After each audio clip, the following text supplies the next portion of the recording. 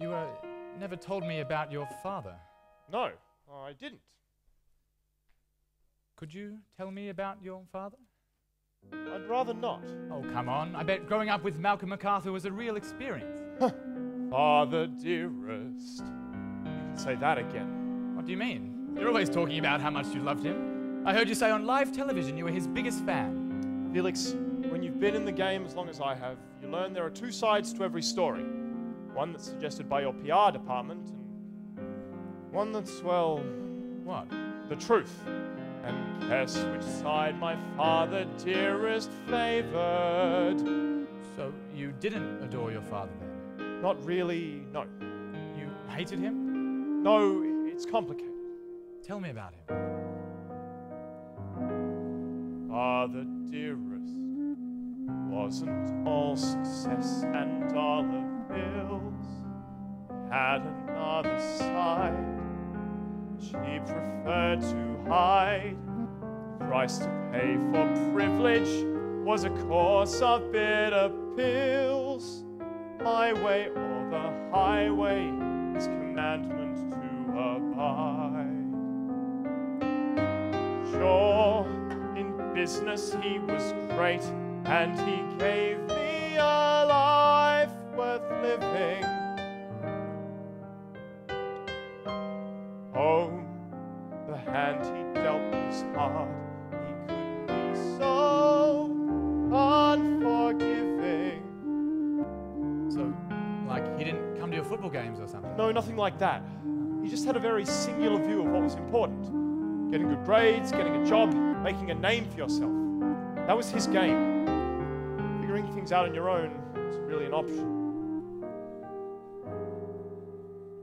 Father, dearest, as a man adhered to certain rules, the path ahead is straight, frivolities he can wait. He made no end of telling me that trust is just for fools. Be no less than perfect, make no time to contemplate. Friends and lovers come and go, reputation is what lives on.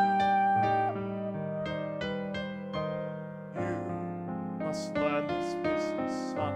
Take the torture when I'm gone.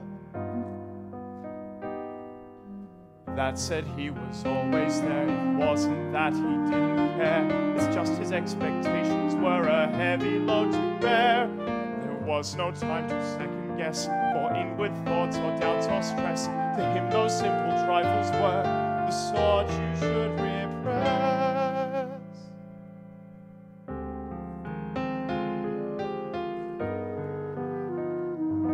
Father, dearest, found it hard to let me just be me. But he was all I had, my one and only dad. And so I had to toe the line, embrace his way to... Anyway, this is boring. Wallowing in self-pity is for teenagers and single people in their 60s. Besides, I don't need Dad's approval. I've got my wealth, my loyal employees, my collection of brightly coloured socks, and of course, I've got you, Felix. Yeah. Besides, what I went through with him was peaches compared to my mother. Well, what was so bad about your mother? Now that is something I am definitely not going into tonight. Suffice to say, she had an interesting interpretation of what family was supposed to be. Nothing like your mother at all.